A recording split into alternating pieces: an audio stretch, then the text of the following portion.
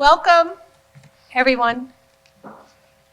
Thank you, welcome. I feel like I haven't seen everybody in a while. Did we not meet last month, or? Y'all weren't here, right? You guys weren't here last month, were you? I just feel like, okay.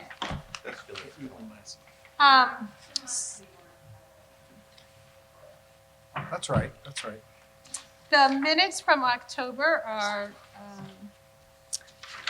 attached here. If you guys could take a look at them and let me know if there's anything wrong. You already looked? Do you want to look at them? The minutes, I looked at them online, but yes. Everybody's Yeah, I okay looked with at the them. minutes? I'll make a motion to approve the minutes. I'll second. All in favor? Aye. All opposed? The minutes pass, and we will go into financial reports. Thank you, Deirdre. Well, the good news is that after a long, protracted experience, the school district audit has been complete and was just made available to our organization. Our administrative assistant will be sharing the document, the pages that relate to the library, but I can give you a synopsis, and indeed the news is very positive. According to the auditors, we have a total fund balance currently of $1,473,900, which is That's Which higher than we usually have, right? yes, it's gone up. It's gone up a bit. However, I know we're going to dig into it. we will be using it for a variety of projects. But of that total amount, I think it's important to mention that not all of it is available. Some of it is essentially spoken for. So we have, according to the audit, we have available to us out of that sum $1,066,517. However, our administrative assistant has a slightly different figure, not in our favor. That figure is $928,884. And I understand the difference is the way the school district and the auditors are looking at how our bond payments are reported out. But you will have access to the actual sheets from the auditor, so you all can examine them, ask questions, et cetera, and we can be available to answer either through email and also further discuss at the December meeting. So the news indeed is good. Before you go on, I know, Chuck, you had spent some time figuring out, or not, just researching what it is that we're supposed to have in the fund balance. Can you just speak to that? Because it's a large number, and I don't want people to think that we sit around with this number. Yeah, I mean, there was, we talked to the library's attorney about this. We looked at sort of guidance that was out there issued by the state of New York. So it was more in relation to municipal entities, less in relation to libraries, but still, I think, something to look at. And I think the bottom line, and Tom, correct me if I get this wrong, was that there wasn't sort of like a specified, there's no hard rule of like you should have no more than this or you should have at least this. There's sort of bands that are deemed best practices and bands that are deemed to be appropriate.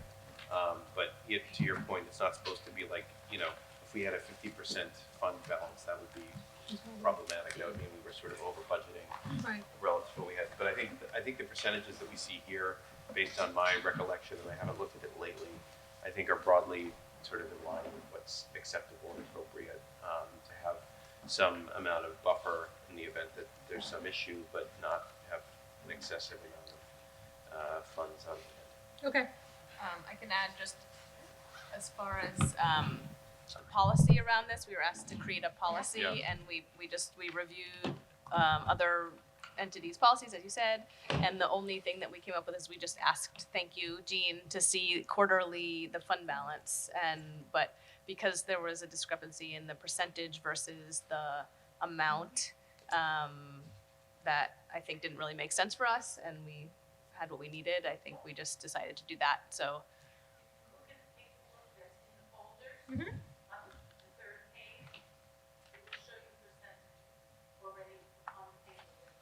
Okay. So I think we had said somewhere between 12 and 15% was best practice, which we And felt we're at comfortable. 12, we're at 12%. 12.5. So does everybody get that? Is everybody comfortable with that? That our fund balance, we try to be at a certain percentage of the budget, anywhere between 12 and 15, and at one point, well, it's not even that. It's not that. It'll be 700 and some odd, is about 12.5%. So we're actually at the low end of the band, and that's, we use that money comes from the balance at the end of the year. It's rolled over into that. Any money fund. we don't spend. Yeah. Yep. And Any there money we was, don't spend. and there was money that was carried over Yep. from the previous year Yep. savings. So I just want to make sure we're all clear on that. Okay. No, thank you. No, thank you, Chuck. So the news is good, and you will receive more information, specific pages from the audit as conducted by the auditor. So any further questions we can pursue as you find appropriate. And that's it. That's it. You have statistics?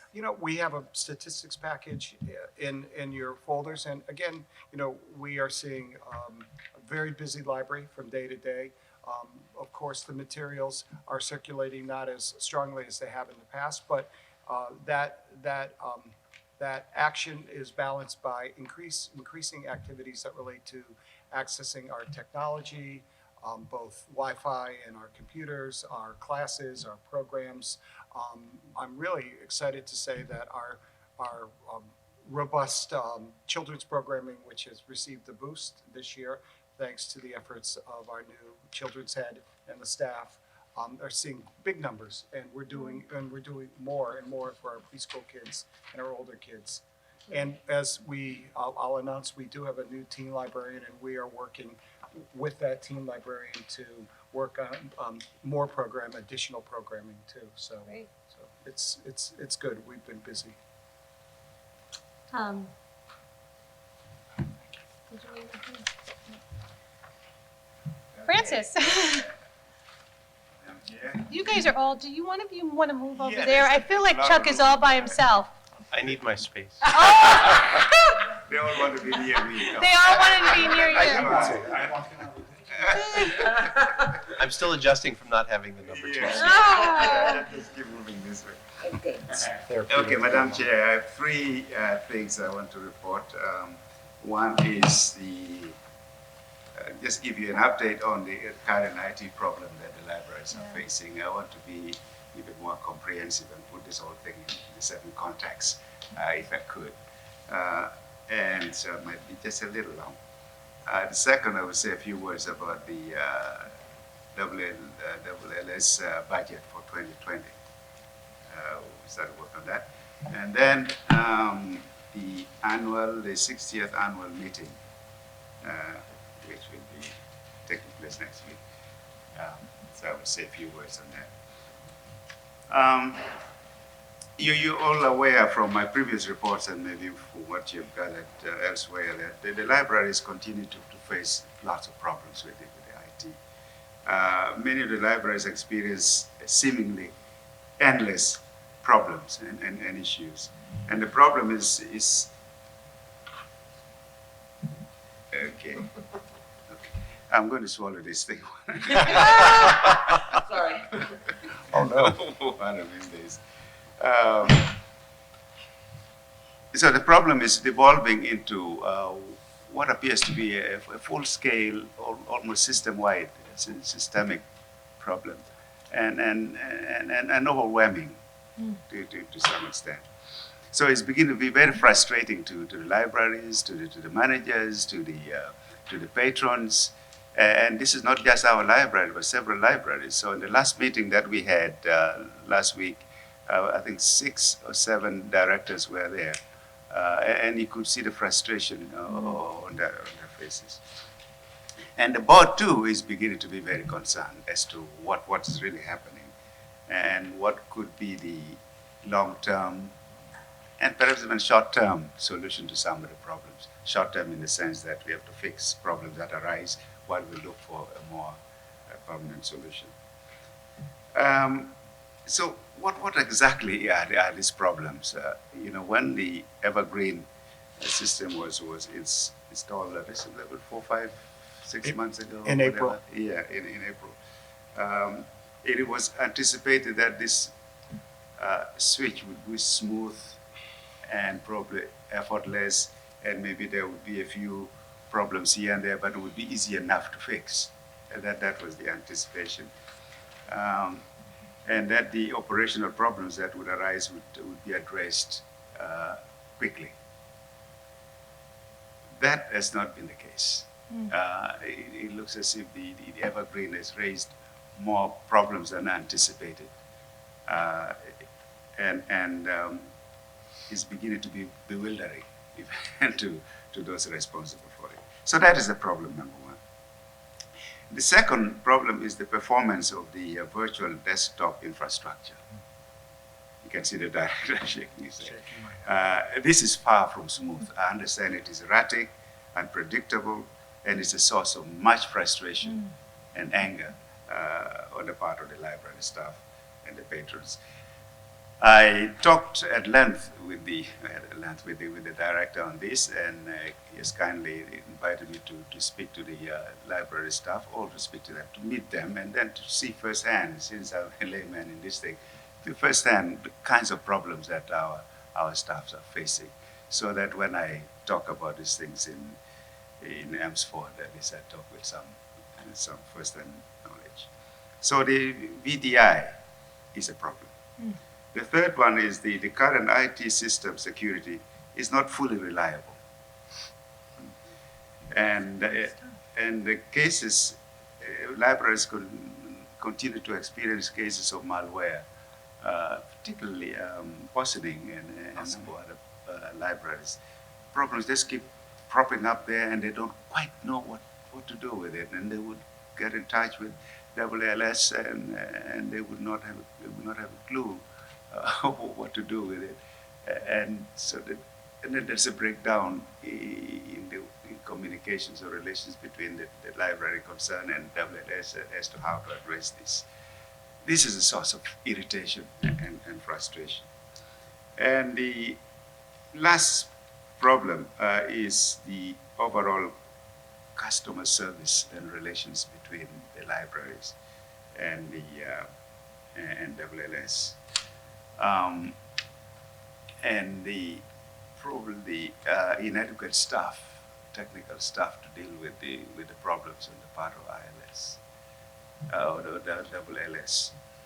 And so quite often libraries will raise an issue with WLS, and they either will not get any response or any guidance, or will get back to them too late when the problem is done enough damage already. And this seems to be a pattern rather than the exception.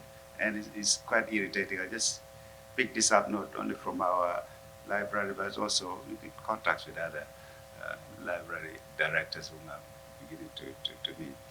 So these are the kinds of problems that we are facing, 4 categories of problems. And there are others, but in my mind, these are the way I categorize them. Now, the board has been discussing these problems very seriously in the last 3 or 4 meetings, and the last meeting particularly was long and fairly detailed and almost frustrating. You could see the concern on the part of the board members that this is something that is beginning to get out of hand. We'll have to do something about it.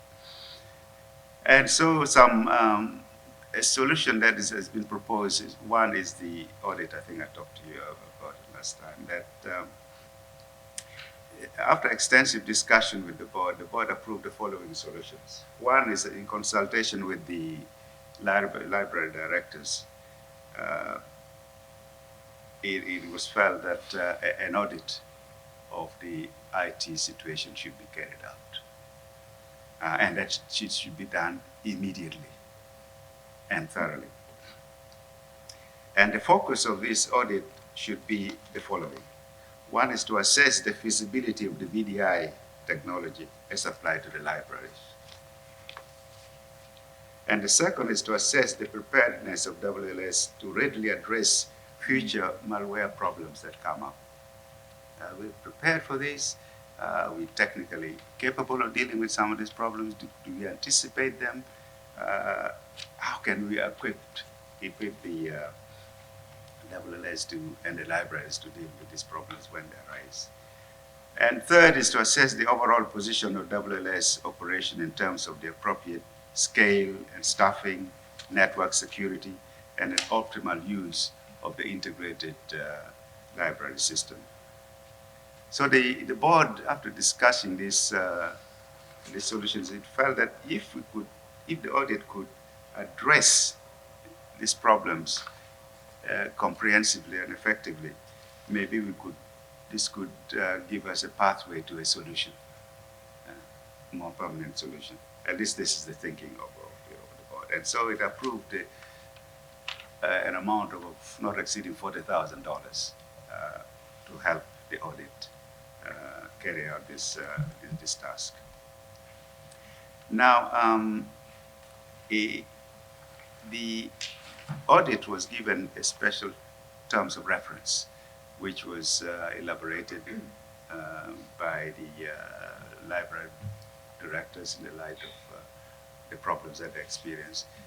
So the audit was asked to look at certain specific things. I think and this is included in what they call the proposal for what the request for proposals. And as a result, the board authorized the WLS staff to get in touch with a number of potential vendors and expert organizations that could help us address some of these issues. This was done way back in August. And to date, the WLS has been able to contact something like 10 to 11 potential vendors, and only one or two have responded. One, I'm sure, but maybe two. And we were a bit concerned and startled at the poor response by the vendors. And so the board wanted to find out why is that the response is so poor. Do these vendors know something that we don't know, or is the problem so big and so complex? What's the problem? And so we asked the staff, the director, to pursue this further and give us at least an answer to why there's a poor response to this and what kind of discussions are going on with the potential vendors. So at least we have an idea of what's going on. And that's where things are at the moment. And we're going to be following it up when we meet next week. In the meantime, a new IT manager was recruited, and a couple of other technicians are in the process of being brought on board. So this is where we are. In the meantime, the problem continues to be annoying, seemingly insoluble, disturbing, and definitely affects the morale of the staff. So that is the problem, number one. The next thing I want to talk about is very briefly, is that we have started, WLS has started preliminary review or discussions of the budget for next year. We had an informal meeting of the budget committee last 2 weeks ago. And I attended the meeting, and in fact, I intend to be a member of the budget committee. You may know that the WLS budget is roughly 7 million, about in that area, 6-7 million. And the feeling in the committee is that if we are going to go for any increase at all, it should be very, very modest, given the kind of situation. But as I say, this is very preliminary. But some of the proposals that I noticed that are going to be put in the new budget is that the WLS would like to replace all their computers. They feel that these computers are getting out of date and so on, so they would like to replace all of this. And so to put some emphasis on the work of the IT audit and also to try to expand training, technical training, IT training for their staff, and There you also go. to help the library. Can you hear him, Jean? Okay. Yeah. Okay. Okay. And training. So these are the preliminary ideas that are being taught. So, but we will meet again probably next week, and then we'll see how it develop. But I'll keep the board informed. And the last thing is the meeting, the 60th annual meeting of WLS, which will take place on the 21st of November, on Thursday from 8:30 to 10, and it will be at the WLS headquarters here in the morning here. I don't know whether breakfast will be served, but anyway, it will be there. The main speaker is going to be an outstanding gentleman by the name of Rich Hardwood. So it's a 60th? 60th, yes, 60th. The WLS. Yeah. And why 60th? Just to refresh your memory, the WLS was incorporated in November of 1958. And it has had its first annual meeting on November 24th, 1959. So I think that's where it makes this. I sent around, you sent around an email. Yeah, I he think, sent and it. then I sent it to you guys. Yeah, he and sent an somebody email. said they're going. Was it you? Somebody Yeah. said I'll be there. Not sure. So we invited them. I thought it was in the evening time. No, it is in the morning. It's from 8:30 to 9 to 10. And the event will begin with breakfast and networking at 8:30 to 9, followed by business meetings and There's a between keynote speaker 9:15 to too. 10. Keynote speaker. And the keynote speaker, of course, is the Rich Howard. Now, Rich Howard, from the information I have here, is the founder and president of the Howard Institute. And Mr. Howard has dedicated himself to transforming people's public and political lives by supporting individuals, organizations, and communities in the quest to create change. Working side by side with libraries throughout the country, Howard Institute's approach helps communities transform by looking outward. Their work helps libraries bridge divides by cultivating shared values and strengthening civic culture, and thereby becoming recognized as local leaders relevant to the sustainability of community life.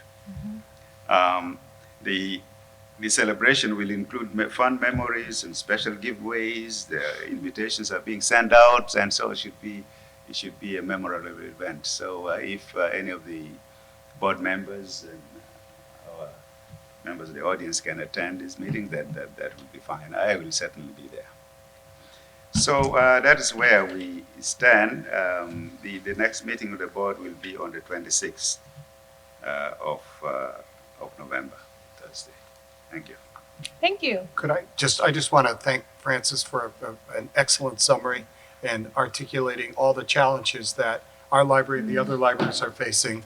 And indeed, the three RFPs that deal with the virtual desktop infrastructure problem, the network operations structure and security, and the IT operations, they're all due, responses are due no later than tomorrow afternoon. So hopefully we'll have some positive responses. As Francis said, only one vendor responded to the initial RFP, and there are many reasons why people imagined, but one of it might have been it was just so large and there are so many components to it. The thought was to divide it into smaller, more easily digested elements. So we're really hopeful. And again, our staff, like many other staff members and members of the public in the WLS community, are struggling, really struggling. I had a circulation staff meeting yesterday, and I told them that Francis was planning to attend, and they were excited because they want to give you a demonstration of the challenges that they face from day to day, as well as our public service staff that, children's and adult services. So it's a real challenge, but I do feel that the WLS board is finally paying attention. I think the WLS administration is slowly moving along, and we're hoping that for a positive resolution. Are we seeing are we seeing customer service really go down because of this? I mean, are we getting a lot of complaints? We're not getting a lot of complaints. We do get people make comments.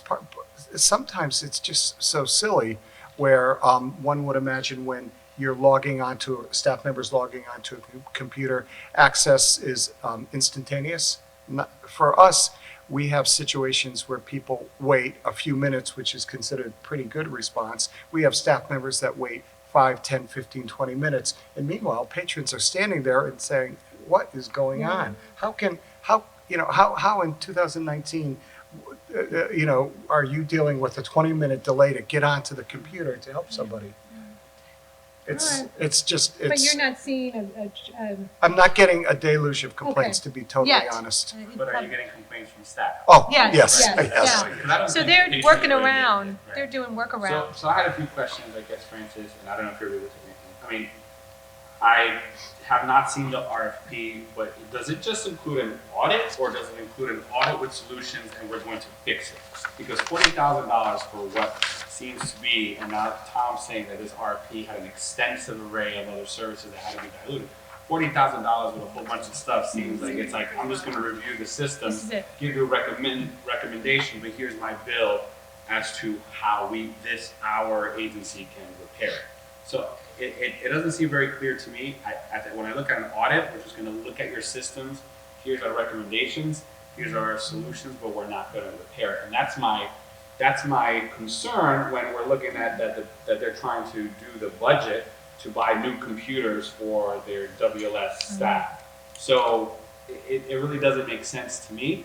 I'm gonna look at this just to see, but it seems that there's no kind of Sense of place proportion. where the Yes. firm is That's going to right. provide the technical support and the solution for that. It's just like, Assessment. it's an assessment. It's an assessment. And it's concerning because now we're wasting dollars, and I get it that it needs to be done, but if what I want to look at, and I've spoken to other trustees and other libraries from Mount Vernon to Ossining, colleagues and friends, and they are concerned. They are concerned, and and I'm going to say it flat out, concerned of even to pull out of WLS. And it's a big concern of other library boards really feeling frustrated and taking the directors and the staff that work at this library to make sure that in this day and age we are efficient and thorough with this new technology that we were really excited. Nothing but positive things for Evergreen, and we were like, let's do this, and we understand that hiccups happen between the first couple of months to 6 months, but it's at this point where I feel like WLS is dragging their feet. Dan, I agree. I think there has been a certain amount of feet dragging from the higher ups, a lack of interest in accepting the issues and dealing with them. The amount for these RFPs is minor compared to, the issues that we're facing.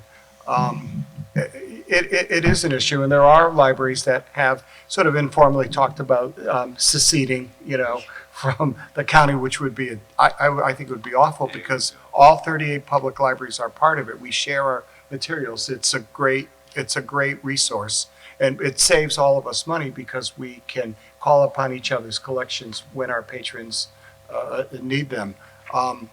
So it is a concern. And to be honest with you, the Evergreen system may seem like a bad system, but all we need to do is go to the state of Connecticut where there's a network called Bibliomation that has 60 public libraries, and they've had Evergreen for upwards of 6 to 7 years. System's working fine. Yeah, so that's what I've heard, that it's not the system, it's us. It's us. It's the migration. It's the the data being moved or being lost. We don't have access to circ statistics since April. Can you believe that? I mean, how can my staff evaluate if a book should be kept if everything has been lost? So then that goes to kind of the question back in WLS and their capability of really assessing. I mean, did we not pay for a specific? Did WLS not pay for a specific service that we're not receiving? it's I mean, we have to put pressure on Francis. Right. That's like where the. Sorry, Francis. Yeah. Sorry, right, like that's where No, we but have the to put reality pressure is, on yeah, him. it's Stand up, Francis. that pulling out of the WLS system, and that's why we're over here whispering, saying, "Wow, 60 years of WLS." I mean, I don't like to hear the fact Right? of libraries trying to pull out from WLS, but to have this conversation of people expressing their frustration is a concern. Is a concern that libraries are saying, "Fine, we're going to fly solo and figure out our own system," when we have a branch of 20 plus libraries and a central office of representatives, and we can't figure out a data system that's cloud-based. So I actually think the discussion about pulling out is a huge discussion. Yeah, I That think I'm so. not sure it would I'm even not be ready. advantageous But for us. what I'm saying, I was just throwing that. So no, I'm saying you're putting it on the table, and I'm just saying, yes, we can put it on the table, but it's a huge discussion that if we do put I'm it. not suggesting that for Okay. us. I just want to be clear. You can, I'm not saying suggesting don't. that for us. Okay. I'm just saying that other libraries, but Pointing out that some libraries are, Right, are right. talking about it, and as Tom pointing did. out Right.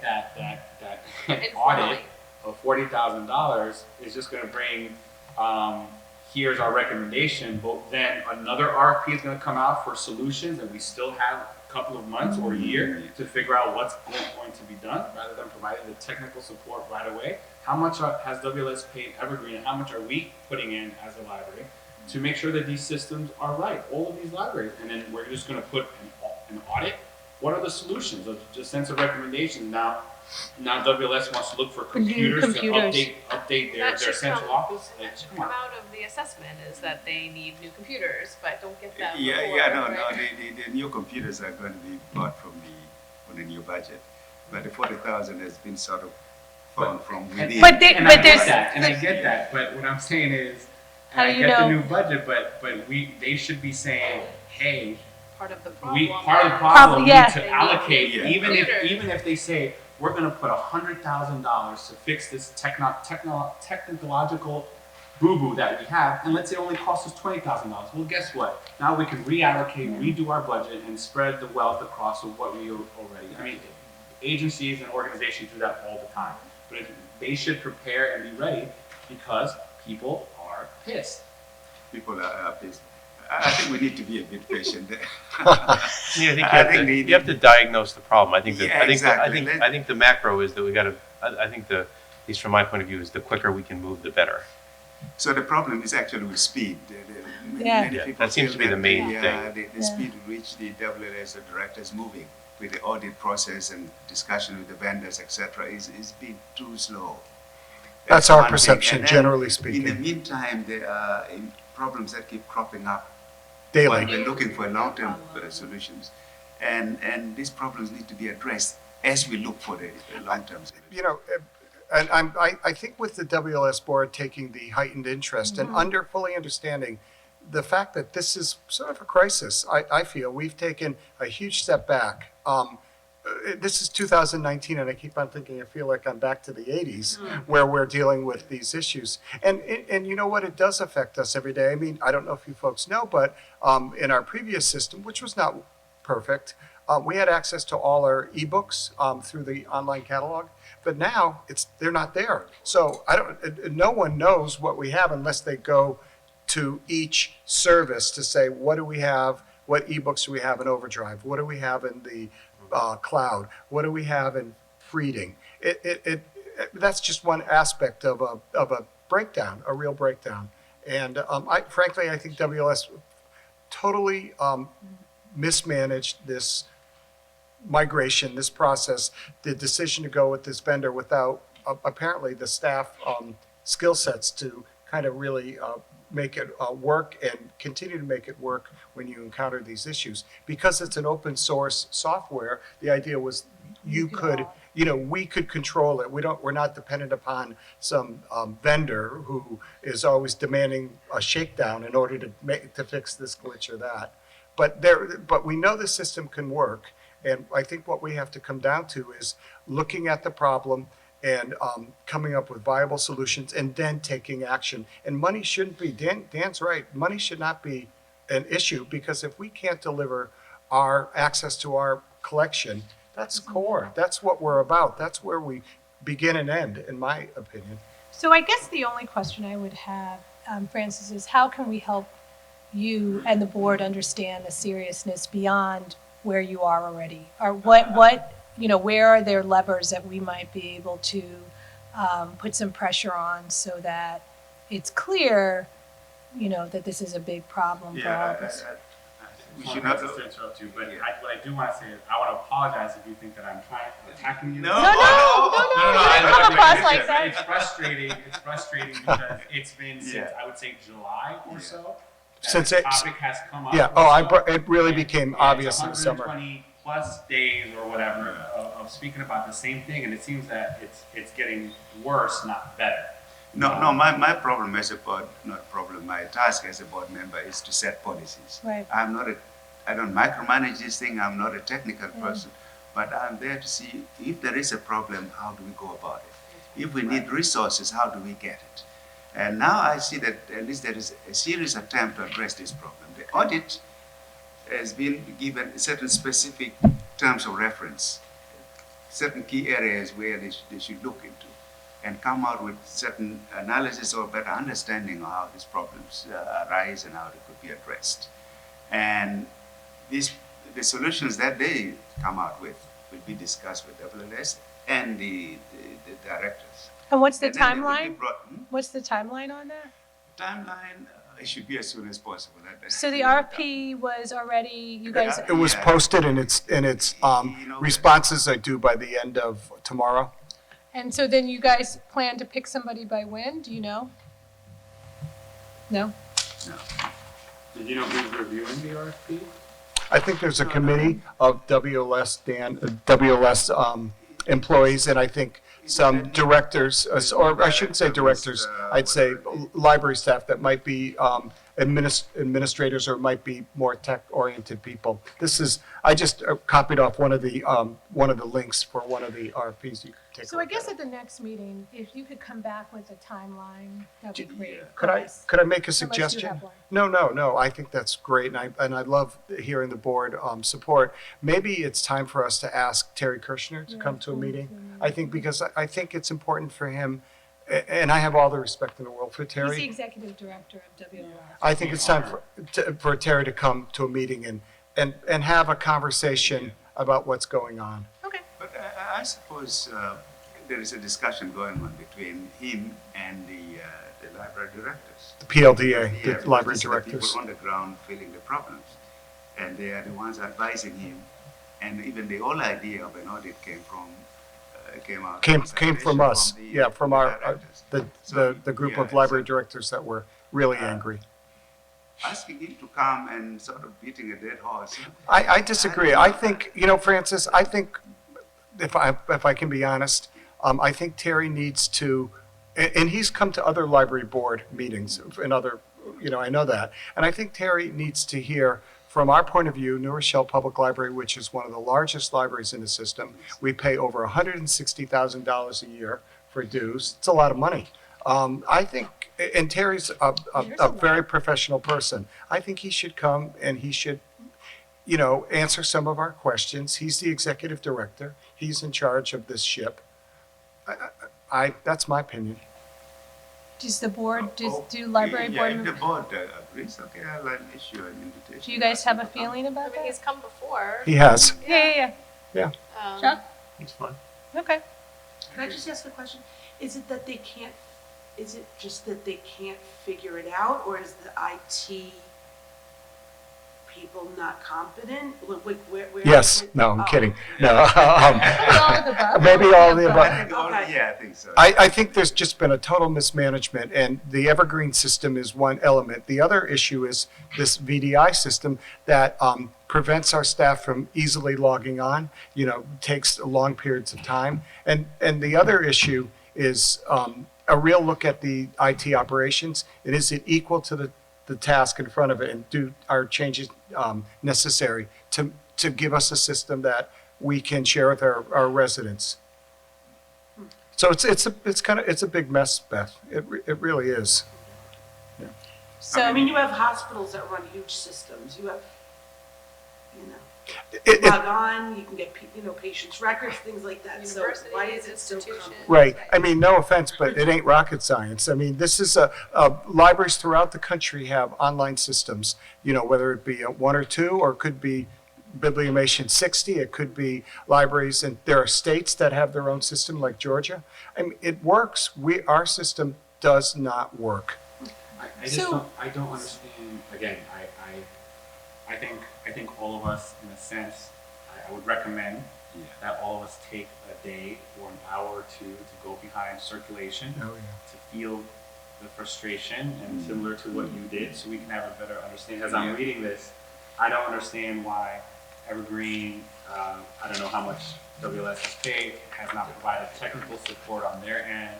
Is it that WLS IT team is incompetent to understand whatever? Like, there's so many areas that I guess this audit will help us to get the information, but it needs to be fixed. So why don't I make a suggestion, since you all think this is something we should do? Why don't we invite Terry down? And before he comes, if we could all take a minute or two to kind of familiarize ourselves with kind of the challenges, whether we go talk to some of the librarians and say, what is it? So that when he comes, we can speak in our own voice about what we're hearing, and see if we could move this along. The second thing I'd like to suggest is that if you could come back to our next board meeting with a timeline. The audit is supposed to be done by this. The expectations out of the audit are this. If you could do that, that would be great.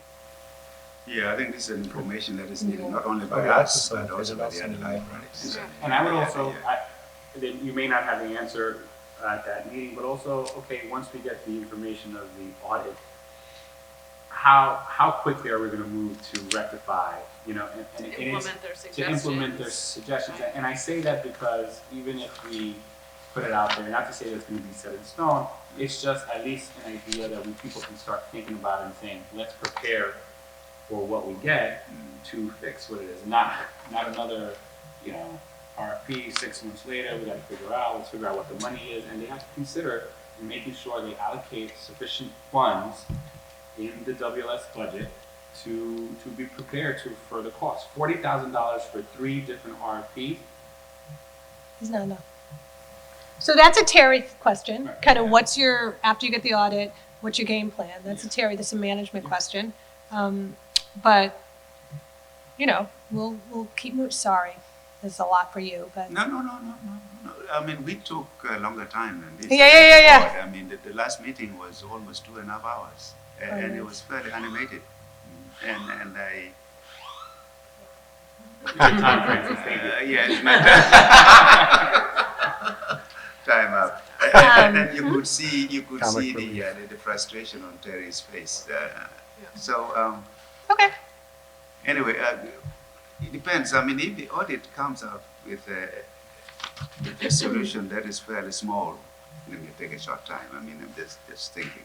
But if the problem is found to be very big and system-wide, etc., and so that might take a long time. So when we it is get up there, to, yeah, it's up when we, to Terry to give us an idea of what. Yeah. Let's get there first. Let's get to the forecast first, and then we'll. Well, thank you. Okay. Thank Thank you, you. Francis. I just have one under directors or president's report. I think, as we all know, Yadira, who's been a great library board member, is going to be leaving us. She sent us her resignation and joining the city council in January. So we will have an opening. So we do have a policy, and I thought I might just read it so we're all on the same page about what happens. This was adopted in June of 2019. By the policy committee recommended it, and then the trustees adopted it. Whenever a vacancy on the board of trustees shall occur for any reason, the vacancy shall be filled at the next duly scheduled election. The board of trustees may appoint an interim trustee to serve until the next annual election, at which time the remainder of the term shall be filled by a candidate duly elected at such election. Approval of an interim trustee shall be made by a vote of 2/3 of the members of the board of trustees. providing the notice of the proposed appointment has been sent to each library trustee at least 5 days prior to the meeting of the Board of Trustees, at which time the vote will take place. So what that means and what we did last time is we will put a notice out. We did this when I came on. Actually, this is how I came on as well initially. There were some vacancies. So what we do is, yeah, there were vacancies. We were going through a lot of them. So, but then I was voted in. Just to be clear. So, so what we do is we put a press release out alerting the public that there will be a vacancy as of January 1st. And we will also, we put this out in all various forms of communication. We do it on Twitter and Facebook, but we also send it out to the newspapers, I guess. And Such as they are. Page in the New York Times. Yeah. oh yeah, we're not going to put a page on the New York Times. I mean, I know people want to be in New Rochelle, but I don't Using know the if we can national afford that. border, But so we put that out, and we're going to put a deadline on this for people to send back resumes and letters of interest. The deadline, what did we say on I the- think we were saying January 3rd. Right, no, the deadline was going to be, yeah, where the deadline was going to be, I think, December 30th. Is that what you wanted? Okay, yeah. But we have to have time to interview people. The deadline to receive To them. right. The So we bit, still have to. no, No, we don't have to fill I know what you're gonna it. say. So we don't have to fill it by January 1st. no, Okay.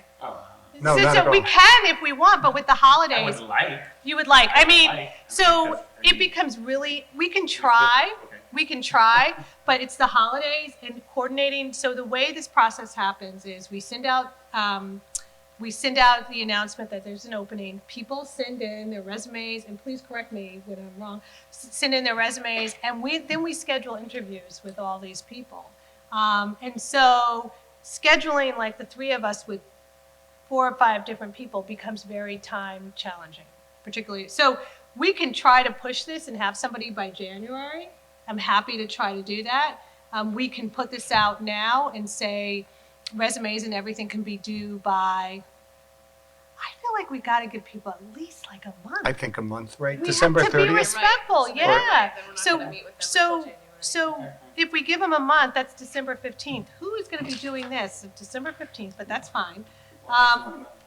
But wow, I mean, we're not going to go to the end of December at least. Don't we need enough time for people to really? I feel like I'd like to give us time to get the word out and let people, but you guys, what do you think? Maybe It's- due to the end of December, but January maybe is the interview month. Yeah, Yeah, and we got, and exactly. February, that's what I Yeah. was, that, well, that's what I was, Somebody. that is That's what fine. I was 'Cause I don't gonna think we've propose ever- if you two had That's let fine. me go I mean- there. Yeah. In my 5 years on the board, we've never been able, we wouldn't be able to move that quickly. It wouldn't happen. What? We'd end up blowing through the deadline if we tried to do it, Thank you, Chuck. Yeah. in my So experience. January 3rd, maybe you say. I So would say January it's what Beth 3rd. said, yeah, January 3rd, and what Beth said, January is our interviewing month, so it just means that we're gonna have to be available for interviews in January, because, and we always meet 3 people, is that how we did it? Always 3 people, with the interviewee, and then we come together and make a decision. Right, and we try to get all the candidates to come on a certain evening, whatever works for the 3 board members who are on this committee, and No, then it's all, anybody can do it. Right. It's just 3, at any any one time. My Yeah. suggestion will be, we try to isolate the January date or dates now. yes. That's a good idea. Great idea. Yeah. Just not on the library board meeting night. So what we'll do is Oh, God. Tom will send out an email to all of us that we will need to answer with what dates in January work for us. I'll just do- put it on the calendar now. Well, Sarah's not here. So Tom will send out an email that all of us will need to answer. And I You can, can do a doodle if you want. It's whatever you guys want to do. sure. I learned how to doodle, so Yeah, I you can do that, yeah. And I would say, Beth, if I can learn, you can learn. I could, but It's not hard. It's not hard. Well, it's definitely easy to respond. And Deirdre and I have had some conversations about this issue. I did speak with Barbara Davis today. And frankly, now that the board has made a decision, we can start the process of advertising and Yep. telling people about this vacancy as soon as tomorrow or early next week. So I will reach out to Barbara tomorrow morning and share this. And she and our great social media coordinator, who definitely knows this is happening now, we'll make the effort, and I'll keep you all posted, and I will Great. send an email tomorrow via Doodle asking for dates. And I'm assuming that everybody is available more typically in the evening. Is that a fair? Yeah. You know, starting at 6. I mean, we can probably do the day because he works down the street, and Beth works close by too. Yeah.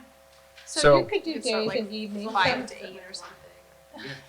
Okay. Yes, Set your alarm. All right. So I'll get on all of that and get that all to you. okay.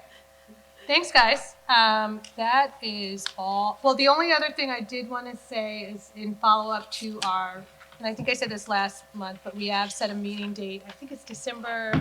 The officers are going to meet with City. the city as a precursor to a meeting with the developers.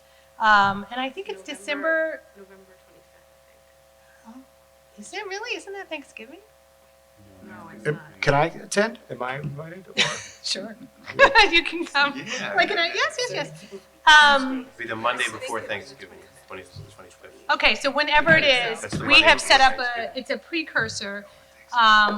And really, I just think our goal at that, we might have many What goals, time? but our goal at that meeting is, I'm not we need to going. get the developers. And Good perhaps before we even have that meeting, if we got some ideas from the architect about things we can ask for, that came out of your meeting Yesterday.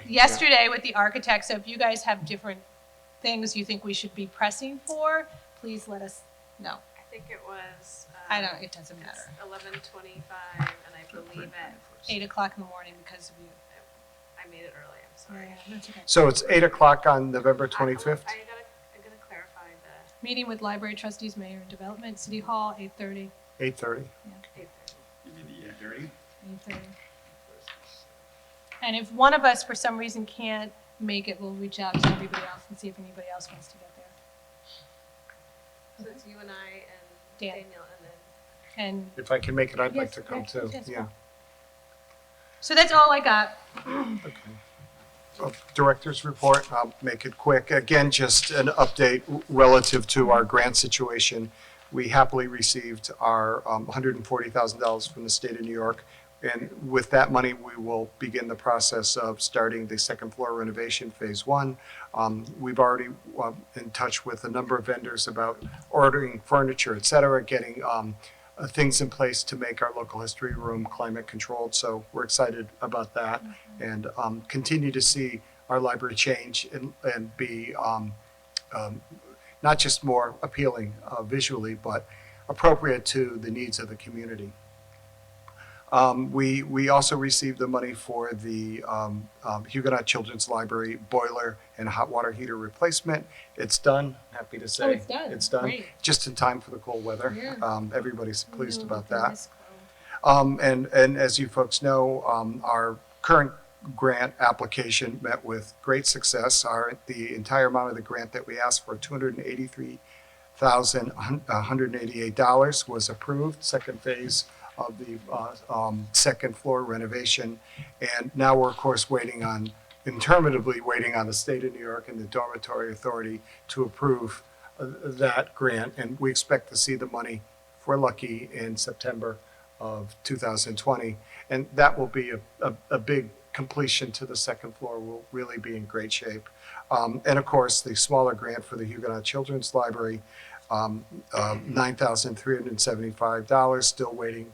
And once that money arrives again in September, we can replace that stairway pretty darn quick. I do want to remind the board that we do have a Thanksgiving parade to attend on the 23rd, Saturday. What time are we supposed to be there? I think Chris Sellen indicated in her email, no later than 9:45. And typically It's our, later than usual, right?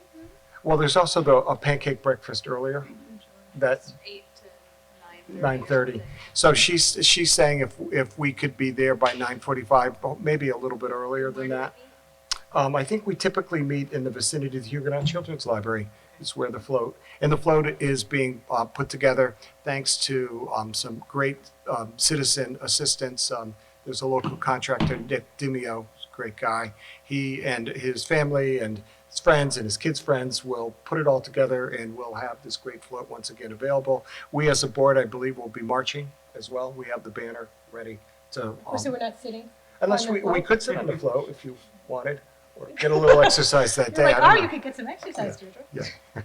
Well, I know you get exercise, but Okay.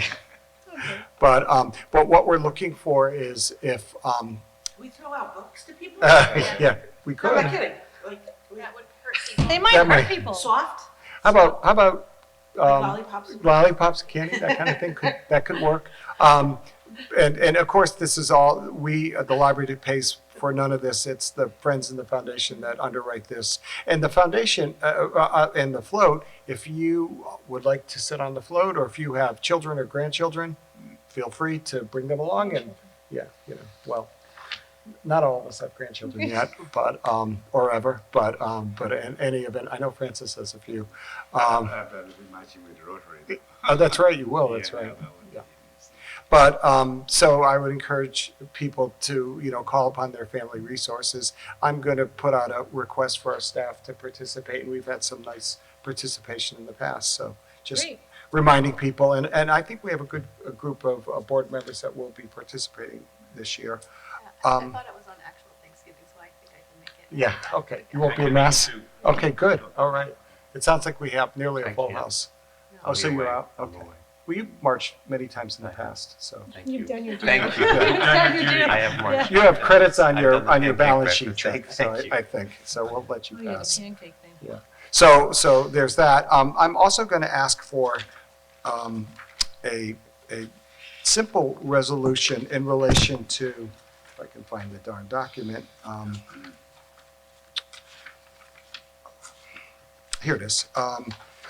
We've been made aware of a state of New York deferred compensation plan that our employees could take advantage of. If in fact, I'm going to ask for the board to pass a resolution allowing us to offer it to our staff. It certainly costs our library, our organization, nothing. It's just another opportunity for our staff to take advantage of a plan that will allow them to save, et cetera, and invest. So with that, could I have a motion? Before you do that. Yeah. I think we'll do this, but in the future, can you send this to us? Oh, sure, okay. I mean, does anybody have any questions? Or I we mean- could delay it, I can share it with you. What kind of plan is this? A 403B? Is it a Jean, it is, 403B? and it's stated, it's the the state. state of New York, it's not a particular. outside source. We never availed ourselves to the New York State plan, and they reached out to me. So all it is a resolution, costs us nothing. All it is the same thing we do for the other plan that we have in place. We just take money out of paychecks and send it back and forth. So it's pre-tax savings, It should be, right? right? That's deferred. And we don't match We anything. don't match. No, with no cost to the organization. I will send it in the future. Yeah, no problem. It kind of got buried on my desk, to be No problem. totally honest with you. So could I have a motion to allow for the adoption of the state of New York deferred compensation plan for the employees in the New Rochelle Public Library? I make a motion to do that, to adopt this resolution so that our employees can be part of the state of New York deferred compensation plan. A second? All those in favor? Aye. Thank you all.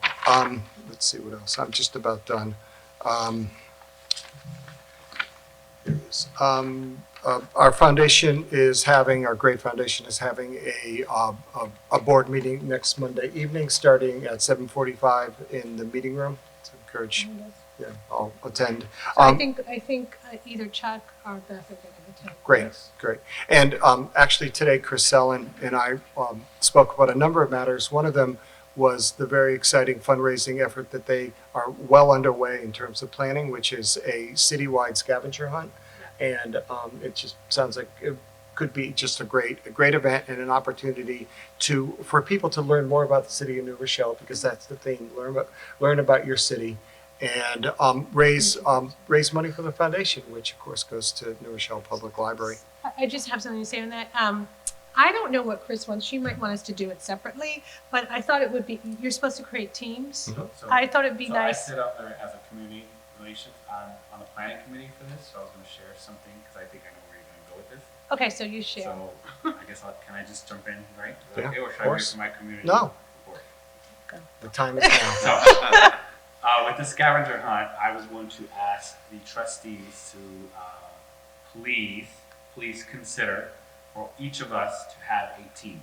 Oh, see, I was gonna say we should be a team. No. They If- want us, Chris wants, Well, I was suggesting this because number one, it would get more of our networking people Yeah. involved and exposure to the foundation. And there's a minimum, I believe, of 40 teams. Each team they member need to- each team member is committing $50 as an initial registration. I believe it's team of 5. So that comes out to $150 per team with a 250. Right, 250, sorry, 250 per team. And they have a goal of 2,500, but it's not an obligation. so yeah, We every did do some computer- research. There are other fundraising things where you kind of have to put a credit card on file, and if you don't meet your You get dinged. your goal, they kind of extract that. But we're not going to do that because we believe that the people will reach their goal of 25. But that's pretty much the whole thing. We were thinking of just doing it just kind of the downtown, but it's actually going to cover the whole Yeah, city it of should. Rochelle.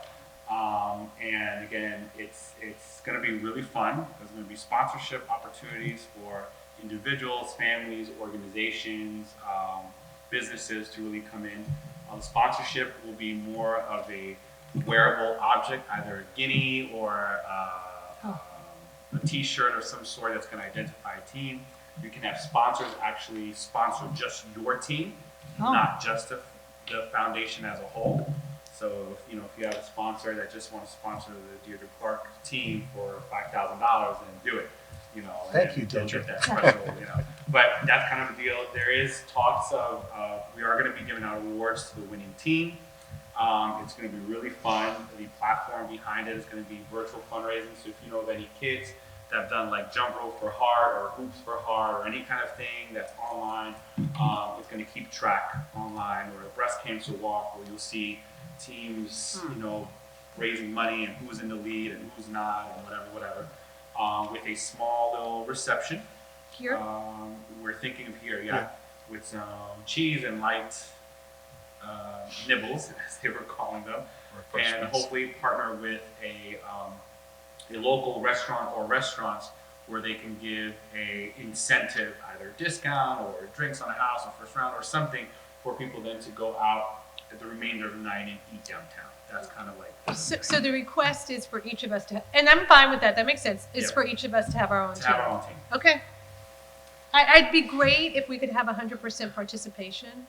That would be nice if the When is trustees. this? May? I think it's May 30th, Dan. I don't It's have my notes. I think it's the weekend before the holiday weekend. Yes, yeah. No competition there. So let's shoot for like 100% participation. And And it's not just about the fundraising aspect, it's also It's about the the actual Rochelle, people participating, because it would really suck if you have 40 teams sign up and only 3 teams show up.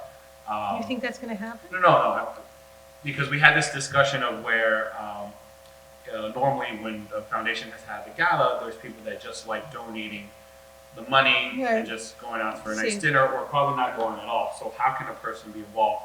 People can still donate to the foundation's goal, to the actual Yeah. event's goal, but do not have to actually have a team, or a person or group can actually donate to the team that's raising funds for the foundation. So there's different avenues in a way of doing it. You don't actually have to participate and have a team. and drive to around the city. donate. Right. It's and fun, drive but around and all that stuff, yeah. not everybody is maybe up for that or available for that. And then Yeah. there was also, and I'll put it out there too, there was also a question of what is the age limit, or what's the age requirement? Children can participate as long as they're participating in the event. It's up to you if it doesn't slow down your team. But just keep in mind that participation is needed. If a young person, as Carla, wants to set up their own team, we just want to make sure that at least there's adults that are going to be representing that young person's team, because it's a good way of motivating young people to Sure. say, let's raise some money for the library where you get your books, and then mom, dad, uncle, aunt are the team to do the scavenger hunt for, it's, again, brainstorming ideas and possibilities. So throwing that out there as people say, how can I get my children involved to raise funds for the library? Very cool. Sounds cool to me. Let's see. So, and the Friends, just want to note that our next Friends book sale, which is a really popular one, it's the holiday one where the Friends pull all the plugs out and get a lot of material up there for people who are seeking to buy holiday presents for their family and friends. That is on, I think, the first Friday and Saturday is at December 5th. It's December 6th and 7th, sorry. Yep, there it is. And meanwhile, just an update relative to the lobby organization or disorganization, depending upon one's point of view. We are working, we are working actively with vendors. I think we have our second, another price for the shelving, et cetera. And we're hopefully ready to roll. I'm just waiting for that final. I got a verbal proposal, but I said I need it in writing. And so. And we're going to do homemade covers? The Yes, ball's in my court on that. Mr. Not Burke to is working on sell that. them myself, but to Okay. line up the vendor. Okay. So all things are moving in that area, and I think that's important And I to had say. I thought, I thought it was a good meeting. meeting. I went to the Friends meeting, and I also met with Amy and Tom, just to talk about the library and kind of come together on kind of where we are and where she is. And I thought Amy who? the head of the Friends. Amy Teets Oh, gotcha. is the Friends president, right? And so she's agreeable, and the Friends are agreeable. And again, it's worth noting that I haven't gotten the latest update in terms of how much money has been given to the library this year, but we are in a record year. Last month it was over $73,000. It's a lot of money. And I'm sure it's gone up at least another $5,000 to $6,000. We may actually break into six figures, which is amazing. But they need that lobby They to need be able to raise they the money. need So right, that's and kind of and what we need is a space that's well organized. And I think there was a great meeting of minds that will achieve all of that. So that's it That's for my, great. for my director's report. Do you have personnel report? I do quickly.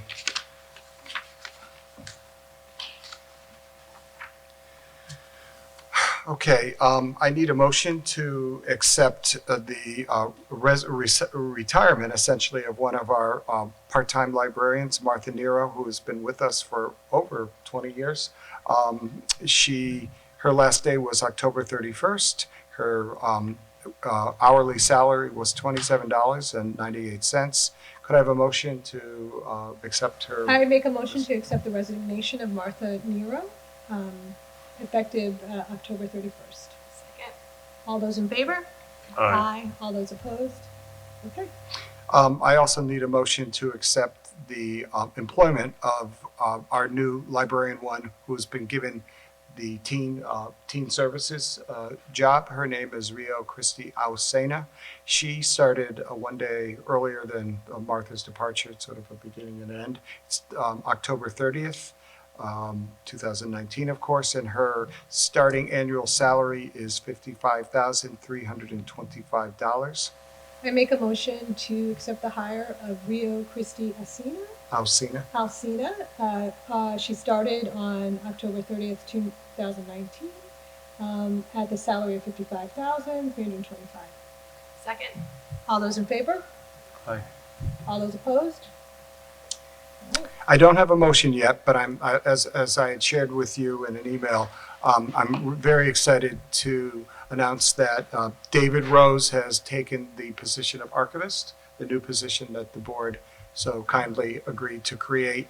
And David is really an extraordinary, well-qualified gentleman. He's a New Rochelle resident. His career for the last nearly 20 years has been the archivist at the March of Dimes. And he's written books, articles, lectures. We feel very lucky that we have somebody of his caliber coming to work for us. And I'll share the details when he begins. He is slated to begin on the 2nd of January. So that's really good news for for our library and our community in terms of organizing our historical collections, both in paper and digitally, That's full-time. full time. And he's working with Barbara and. He'll be working in tandem with our local history librarian Larry Sheldon, with Barbara, but David is Barbiana. so well qualified. Yes. Yeah, and he's an awfully nice fellow gentleman. So he's a great addition, as a person. Nice. Awesome. And I just wanted to. I worked with the personnel committee about a series of personnel changes, and at this point in time, I only have one motion for the personnel committee, for the board to accept, which is allowing a promotion to be given to a current librarian, one in children's services, to become the head of the Huguenot Children's Library.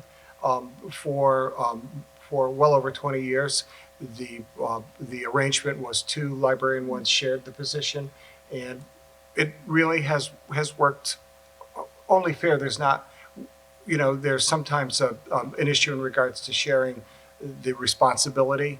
And so we think that allowing a librarian to be promoted to 2 and being actually the person in charge of managing that building, managing the collection, the staffing would really make sense. And frankly, it also makes sense to give our staff appropriate opportunities to advance their career.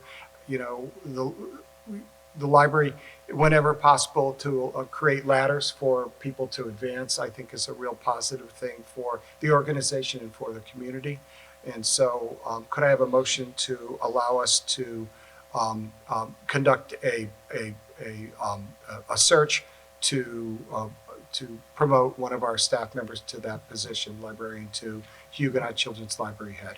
So why are you saying conduct a search? We're going to open it up to This our. is like the civil service, Yeah, right? yeah, we have to. So I make a motion to conduct a search so that we can approve the library opening position, library head position at Children's Huguenot. Thank you. Sorry. Go. So when we say promoting, I think that's why Yeah. I'm thinking that we're one of the current librarians Mhm. promote. But if we're opening it up for civil No, service- it's an internal have to. promotion. Okay, so I was just. Right. All Yeah, no, it's a good question, but it's an internal promotion. Gotcha. So I made the motion? So I'll second. Okay. All in favor? Aye. Thank you. I had also talked to the personnel committee about 2 other opportunities to, again, further the staff and give them the responsibilities that they actually, in some instances, already have. One is for a librarian to a promotion similar to what we talked about with Huguenot Children's Library for adult services, the assistant head. However, I'm not going to ask you to make a motion because I think, in retrospect, I want to make sure that the job description is fully fleshed out so that I can honestly tell you this is what this person will do. I'm working with the new head of the department, Kira Aiello, so that we can have a very definite document that tells you exactly what this person will do. I think that's fair. And also in terms of the circulation department, I had spoken to the personnel committee about promoting a clerk to be the person in charge of that department. We're working on fine-tuning that as well, so I would like to defer and make sure that we have everything lined up. The final personnel move that we are going to hold off on is for in the wake of the retirement of our senior clerk, Mary Kane Pasagrita. We have been without a full-time person for upwards of 6 months. We are in the process of Jean Manning, the administrative assistant, and I want to sort of look at the job description one last time and then come back to you with that document and then ask for a motion to approve that. So that's really the entirety of my personnel report. Okay. Thank you. We're going to move to committee reports. Budget. I don't think we have a report. No report. Okay. That's right, I'm sorry. She's the chair. I forgot, sorry. Building and grounds. You guys have stuff to talk about. Yeah, I do. we had placed in your folders the agenda that was distributed by Architectural Preservation Studio. We had our kickoff meeting yesterday morning. It went very well. We had two of the principals from APS there. We also had the principal representing OLA, the engineering firm that will work on the building audit for the main library. And it was good. We had committee members that attended, and that was at 10 o'clock. And at 11 o'clock, I asked our staff department heads to be a part of the second half of that so that they could hear what was happening from the mouth of the vendors, and also share with the team their ideas, their thoughts, their concerns, because ultimately for this audit to be successful, there has to be communication between the staff and between the vendors that we use, the electrician, the low voltage fellow, et cetera, and the team. So our staff had a chance to meet the team members, and actually they knew a few of them, of course, from previous work here. So it was good. In the document, you can see that there is a very ambitious schedule in terms of doing conducting the work that will get us a viable draft document by May. January 10th. Oh, you have a draft? This one. Yeah. We had hoped to start it a month earlier, but there were issues in relation to the contract that we worked with our attorney. We wanted him to be entirely comfortable with the terms. And there were some minor negotiations which delayed it. So we are asking the APS team to get on it. And they actually stayed after the meeting yesterday and walked through the building and looked at things and started the process, because we're appreciating the fact that this document needs to go to the Building and Grounds Committee in early January for review, conversation, meeting. Then it needs to, once that is complete, it needs to go to the board as reported out by the Buildings and Grounds Committee. And if in fact the board makes a decision to move forward with some sort of a capital project, there will need to be some decisions made about where the money will be. Yes.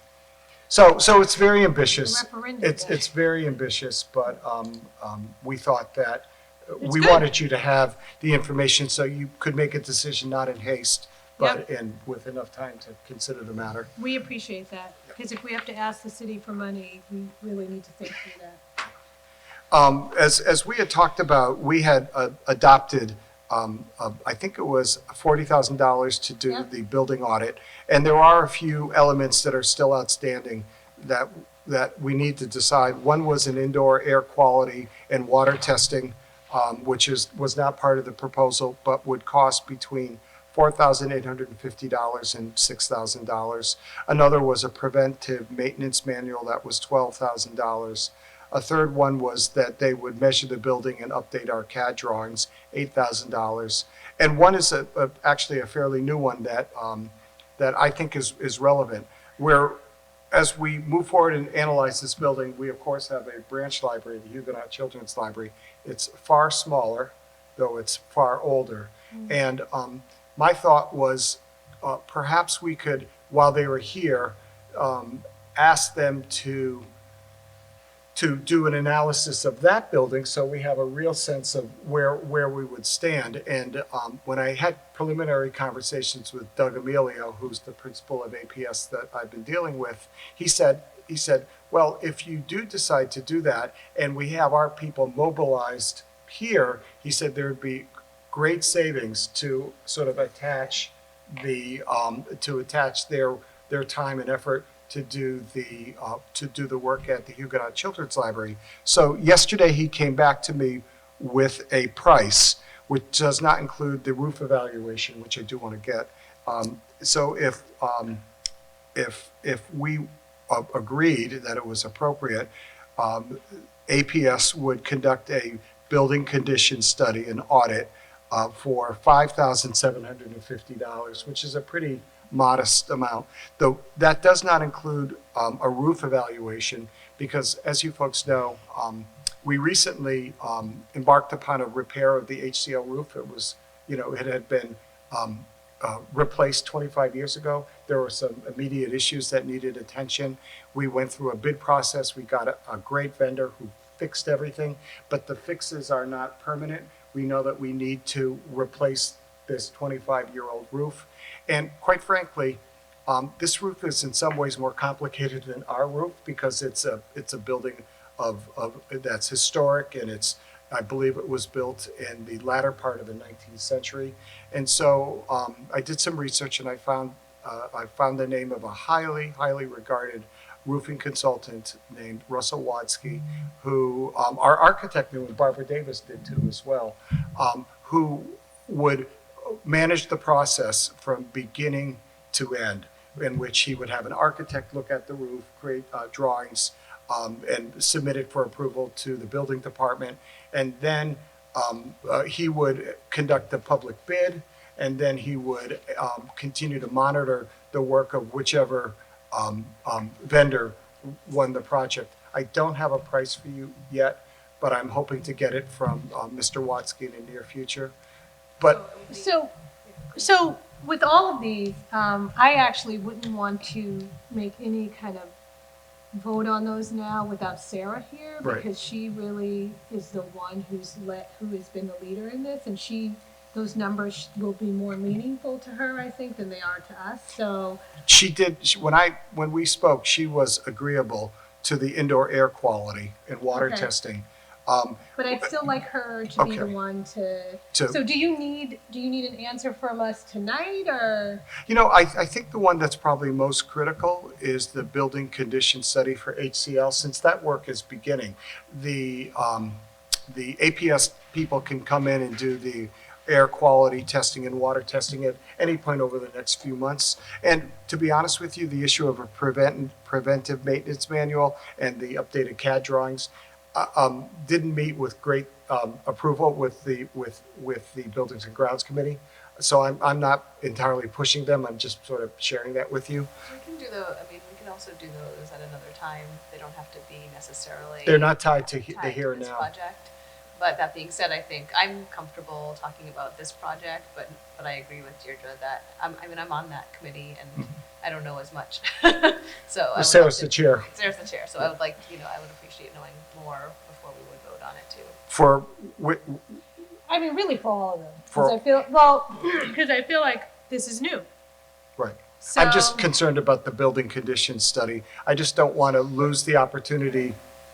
So, I mean, are you on the committee too? I'm not on the committee, but I think that, and I'm going to agree with Tom, that if we should consider voting for the building condition study. Just Okay, that's fine. Comfortable. That's Yeah, fine. and that's the one that I would only, Taken out and yeah. let everything else really come out Ki- of the committee. I agree. And this I'm happy comes- to wait. This comes out of More than this comes out of the fund, right? Fund balance. Yep, this comes out of it's all. Okay. And how much is it? Without the roofs evaluation, which we're waiting for Watsky, it's a total of $5,750. Okay. We But should the do roof, that. just to be clear, the roof is another consultant. Is another, Right. matter of fact, when I spoke with Doug Emilio, he said, I know Russ Watsky, he's great. He said, what I would like to do is give you a price exclusive of the roof, because he said, we can't do a better job than Watsky. Matter of fact, he'll do a better job than the people that we might employ. So it's exclusive of the roof. And as far as the roof is concerned, that's something that can certainly wait and be looked at by the committee. I just think the one that's most important is I the, think we should wait So- on that so- because there's a savings, a big so- savings there. So in the future, if we're going to vote on numbers, can we see them ahead of time? you know what, I Okay. did, I sent You to, sent I this to sent us? this, no, I didn't, I sent it to Sarah. And I Okay. carboned you. You might have. Um, Oh, you did on this one, right? Yeah, and that was the one that I thought was most important, because the timing, savings, sure. yeah. Yeah. and So- the so- savings. But will you So- send it to me as a member of the Yeah, committee? also, absolutely please? happy. I was, Thank you. I was actually expecting that I would hear, because her daughter was ill and now she's ill, I was expecting to hear from her, Her, I know. Chuck is- and then Oh, you're on it too? Yeah. Oh, yeah, guys. Sorry. I'm saying, I need to hear from Sarah. Sorry, guys. Yeah. just Well, she's we don't been know. so involved in We it. don't Yeah, know Sarah's very much. Sarah's Sarah's really. been really I kind of disagree. immersed in it. We don't get as much information Yeah. as Sarah Do, does. do you want me to? Yeah. Okay. I mean, I feel like as a Talk to Sarah. committee member. I mean, yeah, I know but everything you're on all like the a other yeah. committees. You don't need to know everything on everything. No. Just But enough- if you're on that committee, maybe you. Yeah. I need. I should have access to it if I want to as a committee member. Yes, So that I absolutely. can speak intelligently So, and but be informed. You know what? I will take responsibility for that Yeah. because I was going to the committee chair, but you know, you're all part of it. Yeah. You know, there's plenty of things that God knows that I share with all of you in regards to that And I'm committee. perfectly happy deferring to Sarah as the chair, but Yeah. as a member.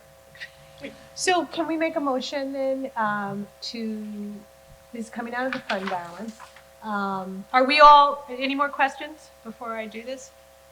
So I make a motion to do a building condition study to spend the $5,750 that will come out of the fund balance to do a building condition study. I make a motion. Second.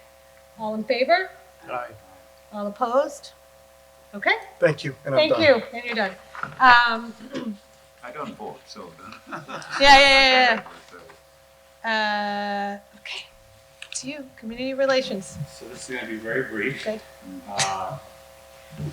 Bid Family Market Day is concluded with 2 fall festivals that were very well attended and appreciated.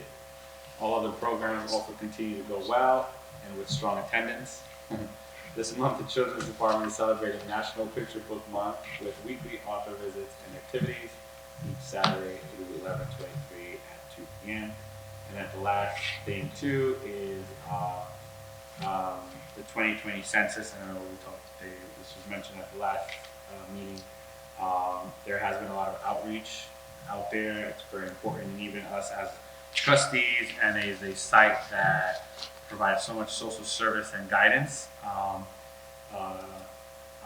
I sit on the Complete Count Committee, and Tom, if it's okay, my suggestion is to, in addition to other locations like 95 Lincoln, to suggest of making the library also a census hub where people can log in electronically to complete their census, you know, especially those individuals that have a lack of computer access.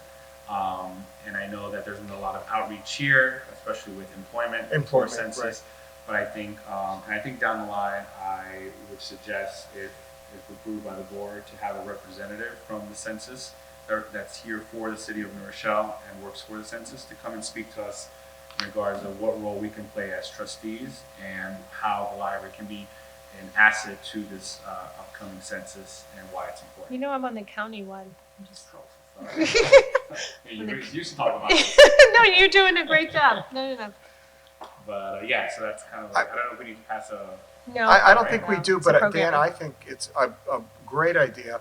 The library needs to be in the middle of this effort, you know, and we're the perfect place to, you know, I don't know how that would work, like we have the county navigators that have that come to the library and people can make appointments. We could Yeah. have a standard time. Yeah, they're still trying to figure that out, but Yeah. I just want to go back to our next census committee and just kind of suggest and put it into the committee. Right. A lot of different leaders in the community and organizations are involved. Michelle Rivera, city clerk, and Kevin Klein, I believe, from development are spearheading the committee. So it's about access. One of the concerns that came up in a focus group that I held last Friday with the immigrant population is what happens if, you know, someone knocks on my door. You know, what are the credentials, what are everything, you know, the phone calls. And so, again, it's a real big push of encouraging members of our community, what capacity that we have and the staff at the library to really educate people of the importance of the census. And if they want to avoid a phone call or a knock on a door, do it online. And then they won't bother you anymore. So. Yeah, and as far as the technology is concerned, Daniel, we have many computers here. We do help people, and in so many ways relative to government forms, et cetera. And how if we need to sort of step up our game, so to speak, in regards to that matter, we're happy to consider anything that will facilitate making sure that everyone is accounted appropriately. Yeah. Right? Oh, that's it. Finance. I think when we have Terry here to talk about the other matter, you could also ask him to talk about. He and I are on the same census. committee. So you Oh, can, Terry? yeah. Oh, okay, You'll good. see him All right, every- yeah. Because we have not discussed that very much in the board. I mean, Okay. I know it's on a number of county boards. Sure, sure. So are we good as far as? Karen? Yeah. Well, no, not, but. Finance? No Okay. report. Personnel, the only thing I have to report is that we are pulling together dates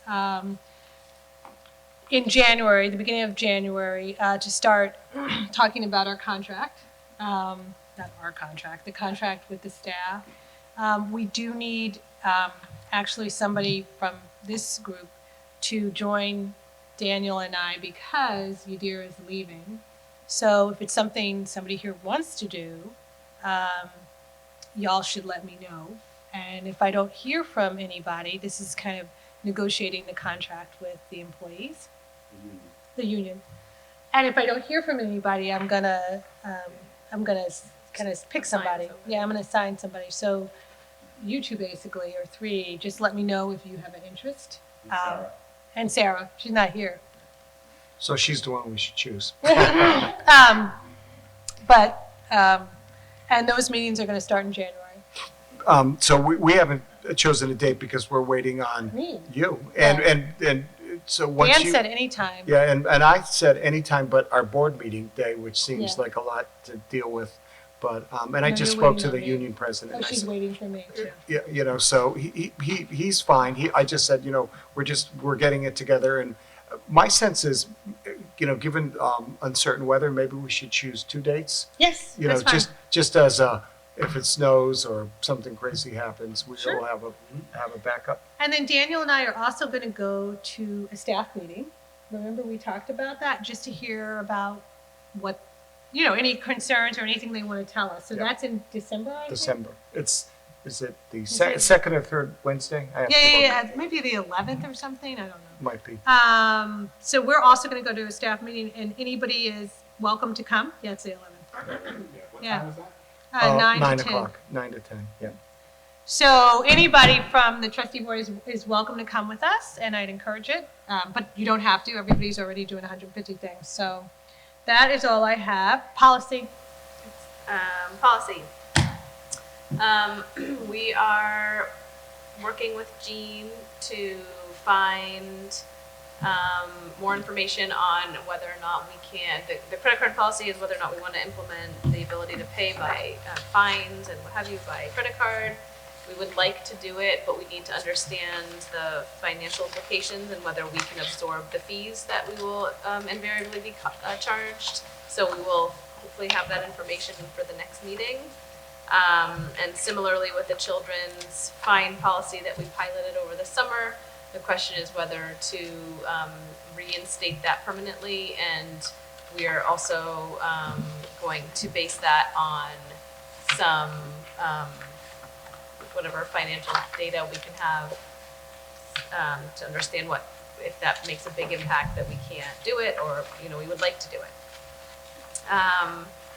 We talked about the vacancy policy, so I think there was one other one that Yadira emailed. Was that this one that she emailed about? I thought it was credit card. It was just this one. I think there was this one And it was vacancy. this and the vacancy. Yeah, that's it. Okay. That's it. So special special committee. projects Yeah, special committee. projects. Yep.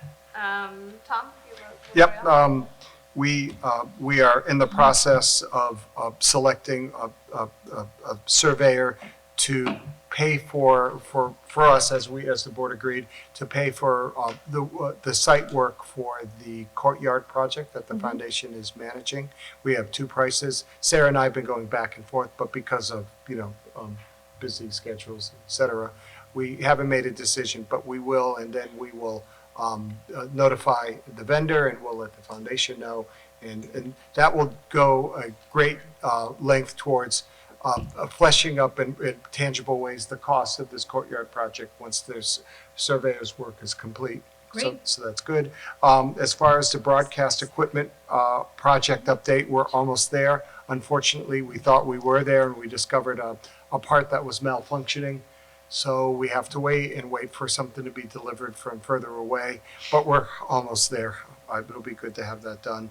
And that's all I have in terms of special projects. The RFP for needs assessment, we are we have a recommendation to move forward with one of the two firms that replied to our request for proposals.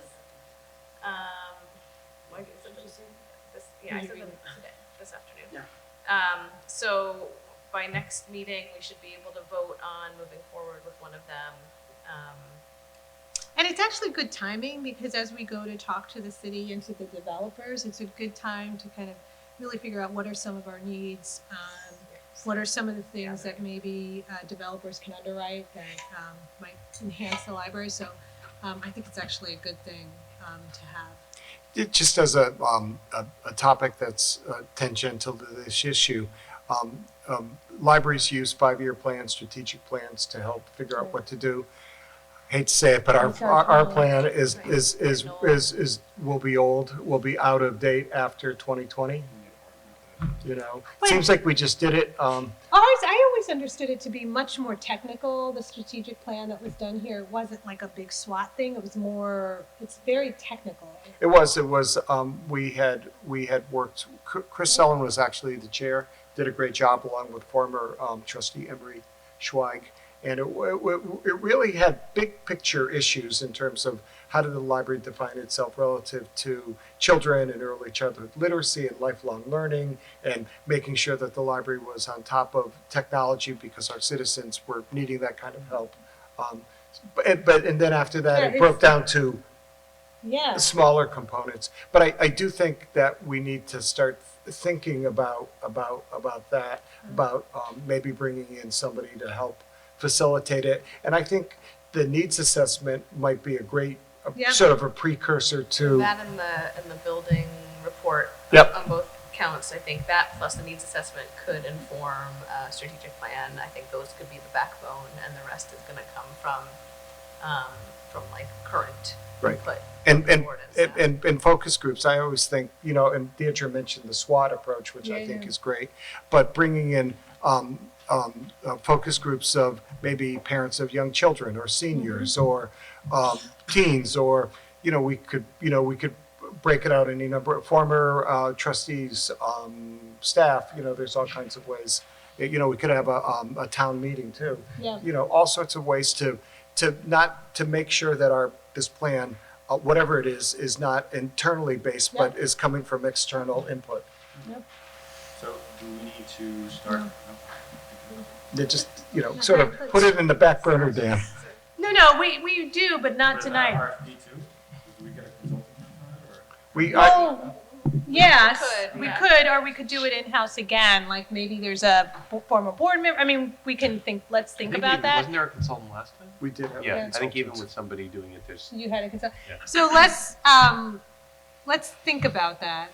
I don't think we need to do it right now. It would cost a lot of money if we did hire someone to take what we already have, maybe add a few little things. It'd be like a little mini needs assessment, but with a specific goal. And we could consider Public Works Partners as an adult, right? As an that's what I'm thinking. Because they'll have all that information that will inform. So we're sort of building on it makes sense. I think. So. Public discussion.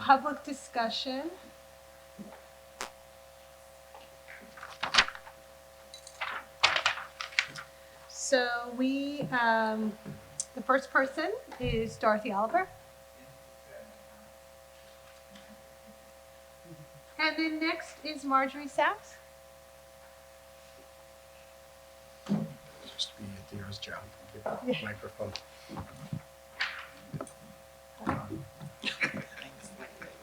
So I first want to just appreciate Mr. Giaffino and the staff that's involved in the grant writing. It just sounds like that's a wonderful grant for the second floor, and it just seems like this library, the people involved in the grant writing are really excellent, because it seems like you keep getting wonderful grants. So I just want to appreciate that. I'm also interested in we're also interested in that you're meeting with the developers, I assume about. No? We're meeting with the city first as a Okay. precursor. And then we do want to meet with the developers, but we're meeting with the city first. Okay. In response to our when we talked at the planning committee. It's in response to that. Okay. So it sounds like that's a potentially important meeting, and I would really support that Mr. Giaffino be a part of that. Of course, yes. I'm also Sorry, wondering. Margaret, to be clear, the developers from Lawton, Yeah, yeah, Not not our- RXR or anything. We're talking about Right, land I that's think happening it's in- Pacific Samsung Properties or somebody, yeah. Huh? I think it's Pacific Samsung yes, Properties, yes, yeah, yes, yeah.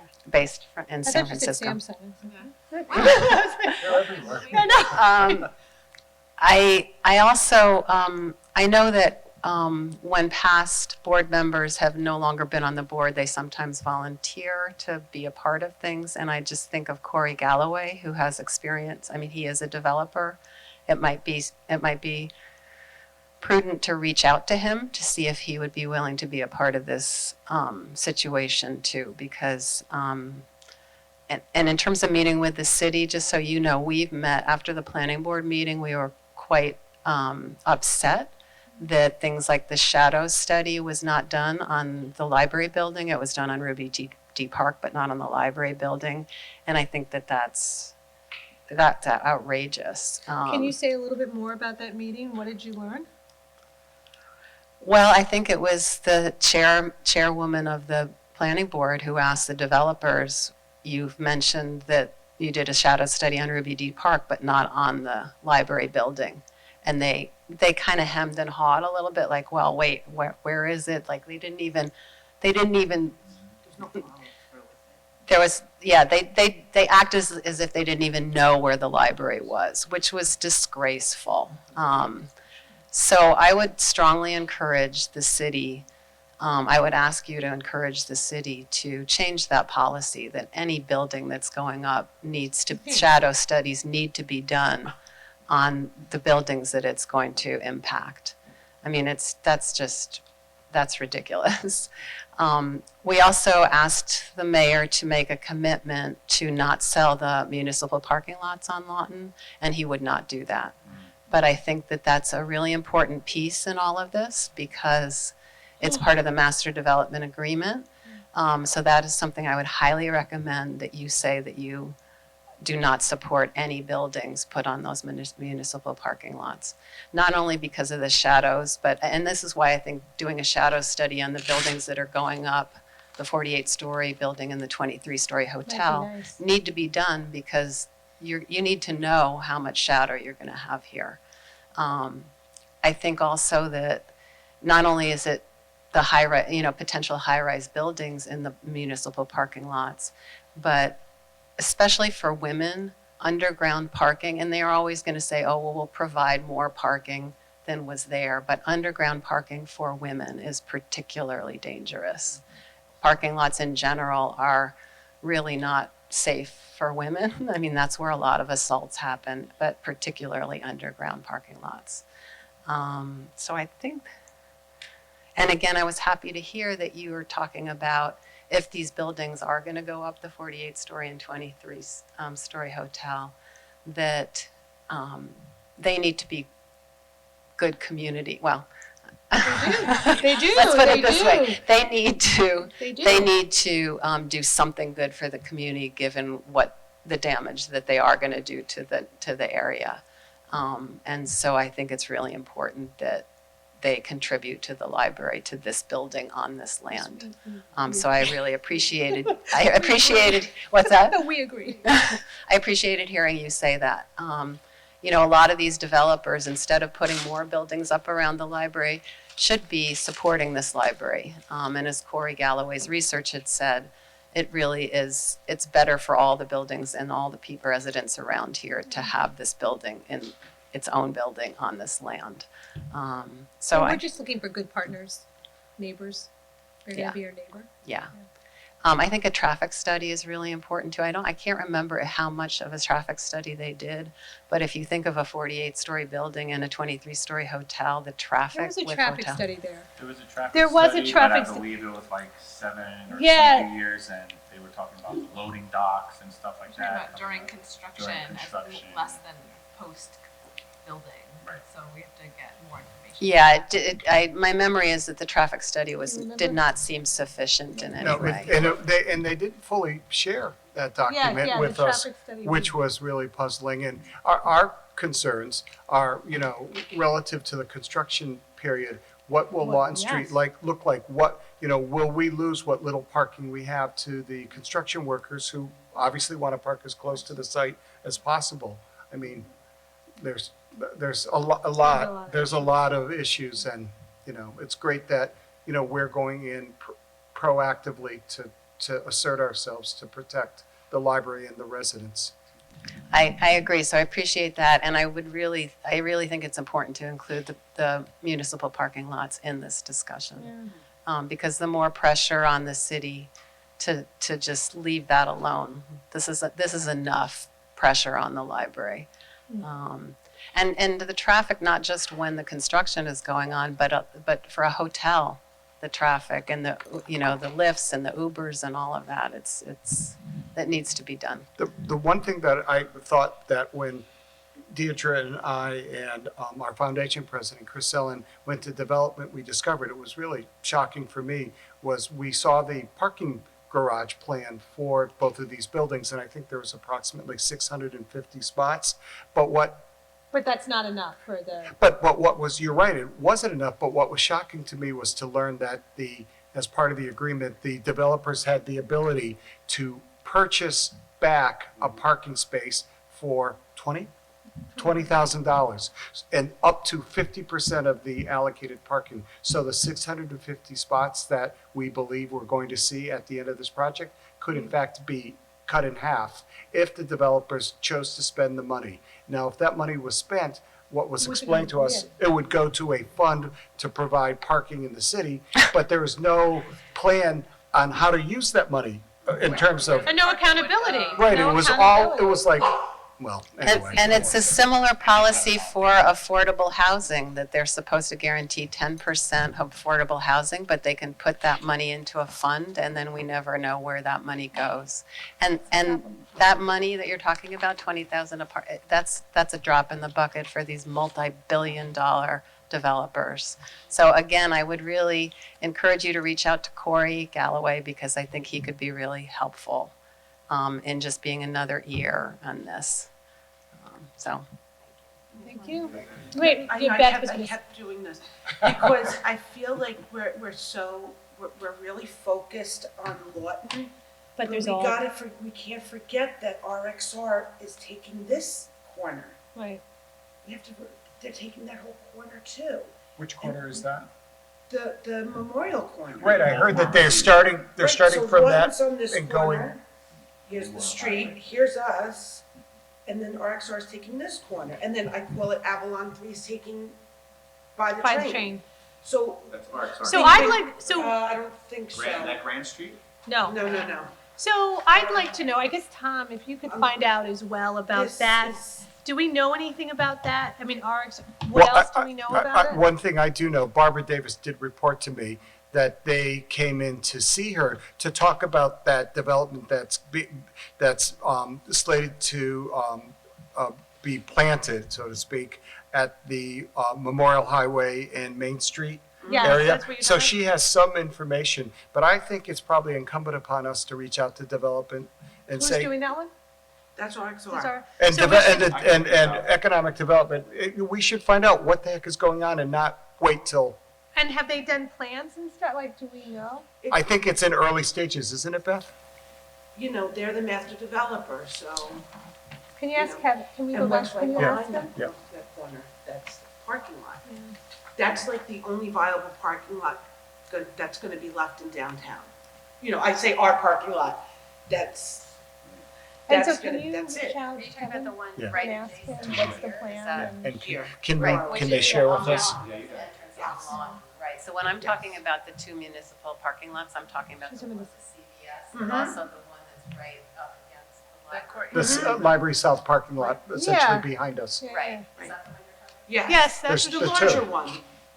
That's the CVS lot, what we I'm not call, talking about CVS. No, I'm she's talking talking about the one- between Memorial and Lawton. oh, right, we call it Library South lot. Library South. Yeah. That's So, that's large. When I'm referring to the two, those are the ones I'm Yeah. Library South, because you're calling it. And then CVS. Okay. But those Yeah. should not be So touched. just reach out to them and see where they are and. Can they Yeah. share with us and can we be Yeah. part of?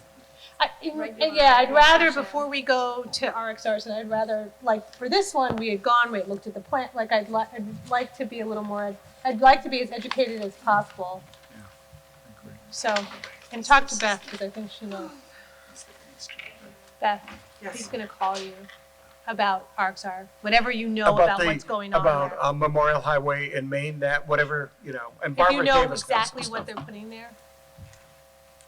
Yeah, You do? I could actually probably just look it up if you want me to look it up right now. Yeah. And it has that? I haven't seen that one. It's there?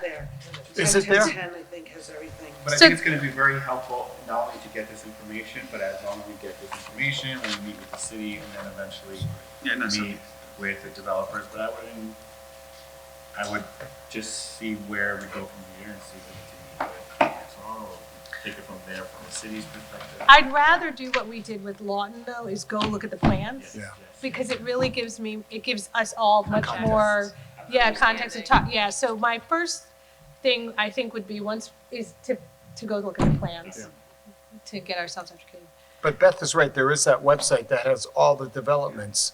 including. Is it Richard. 1010? How many people, how many affordable, Yeah. how many studios, Okay. 1s, 2s, if there's 3s, if there's any of them are condos. I think that's one of the initial places we found out some information about the 11 Lawton Street development. But I think going to the horse's mouth is Yep. probably the Let's go best to way. let's go to Kevin. Yeah. All right, well, it's about that time. I make a motion. Second. I didn't even say what it was for. We To trust you. adjourn this, all in favor of adjourning? Anybody opposed? We're adjourned. Oh.